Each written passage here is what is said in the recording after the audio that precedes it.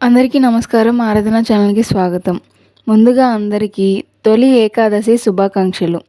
సంవత్సరంలో మొత్తం 24 ఏకాదశులు వస్తాయి. ప్రతి నెల కృష్ణపక్షంలో ఒకటి, శుక్లపక్షంలో ఒకటి, మొత్తం 2 ఏకాదశులు వస్తాయి. ఆషాఢ మాసంలో వచ్చే శుద్ధ ఏకాదశిని తొలి ఏకాదశి అంటారు. తెలుగువారి తొలి పండుగ అన్నమాట. హిందూ ఆచారాల్లో తొలి ఏకాదశికి విశిష్ట స్థానం ఉంది. పురాణాల ప్రకారం శ్రీ మహావిష్ణువు పాల సముద్రంలో శేషతల్పంపై 4 నెలలు నిద్రపోతాడు. ఈ 4 నెలలను చతుర్మాసాలు అంటారు. కాబట్టి తొలి ఏకాదశి రోజున విష్ణుమూర్తి కథను గురించి తెలుసుకున్నవారు ఎంతో అదృష్టవంతులు. ఈరోజు వీడియోలో హయగ్రీవుని కథను గురించి తెలుసుకుందాం. అందరూ భక్తి శ్రద్ధలతో వింటారని ఆశిస్తూ కథలోకి వెళ్దాం.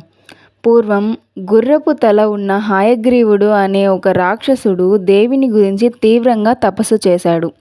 ఆ తపస్సుకు మెచ్చిన దేవి వరం కోరుకోమంది. తనకు మరణం లేకుండా చూడమన్నాడు. అయితే అది ఆమె సాధ్యపడదని చెప్పినప్పుడు హయగ్రీవం అనగా గుర్రపు తల ఉన్నవాడి చేతిలో మాత్రమే తనకు మరణం వచ్చేలా అనుగ్రహించమన్నాడు. ఆమె ఆ రాక్షసుని అనుగ్రహించి అంతర్ధానమైంది. ఆ వరంతో ఆ రాక్షసుడు దేవతలను ముప్పతిప్పలు పెడుతుండేవాడు. విష్ణుమూర్తి ఆ రాక్షసుడిని యుద్ధంలో నిరంతరం ఎదిరిస్తున్నా ఫలితం లేకపోయింది. చివరకు శివుడు ఓ ఉపాయాన్ని ఇచ్చాడు. శ్రీ మహావిష్ణువు ధనస్సుకు బాణాన్ని సంధించి ఉంచి విపరీతమైన అలసట కలిగి అగ్రభాగాన వాలి నిద్రపోయాడు. ఆయనను నిద్రలేపడానికి దేవతలెవరికీ ధైర్యం చాలలేదు.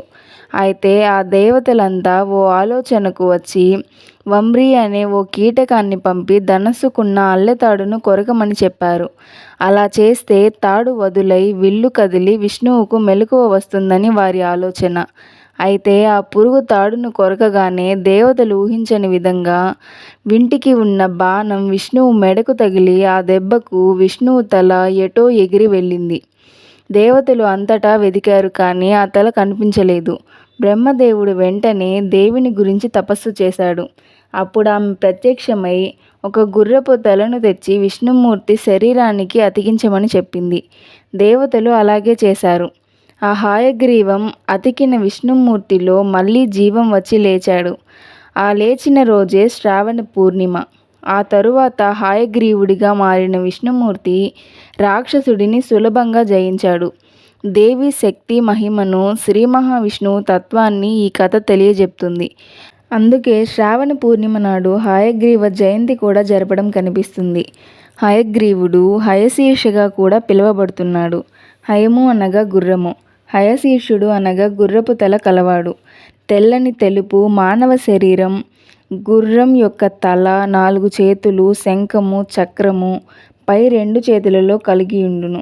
క్రింది కుడివేళ్ళు జ్ఞానముద్రలో అక్షరమాలను కలిగి ఉంటాయి. ఎడమ చేతిలో పుస్తకము ఉంటుంది. శ్రావణ మాసంలో వచ్చే పౌర్ణమి ప్రతి ఒక్కరికి తెలుసు. అన్నా చెల్లెళ్ళ అనుబంధం, అక్క తమ్ముళ్ళ అనురాగాలకు ప్రతీకగా ఆ రోజున భారతీయులంతా రాఖీ పండుగను ఘనంగా జరుపుకుంటారు.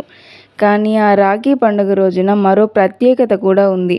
అదే హయగ్రీవ జయంతి. హిందూ మతంలో హయగ్రీవ స్వామిని కూడా సాక్షాత్తు విష్ణువతారంగా భావిస్తారు. హయగ్రీవుణ్ణి జ్ఞానమునకు, వివేకమునకు, వాక్కుకు, బుద్ధికి, అన్ని విద్యలకు దేవుడిగా భావిస్తారు. హయగ్రీవ స్వామిని చదువుల దేవుడిగా కూడా పూజిస్తారు. ఇంతటితో ఈరోజు వీడియో పూర్తయింది. ఈ వీడియో మీకు నచ్చినట్లయితే లైక్ చేయండి, షేర్ చేయండి. ఇలాంటి మరిన్ని వీడియోల కోసం మన ఛానల్ని సబ్స్క్రైబ్ చేయండి.